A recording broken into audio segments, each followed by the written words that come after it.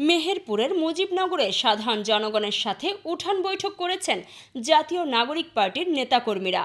রবিবার বিকালে মুজিবনগর কমপ্লেক্স পর্যটন মোটেলে এ উঠান বৈঠক অনুষ্ঠিত হয়।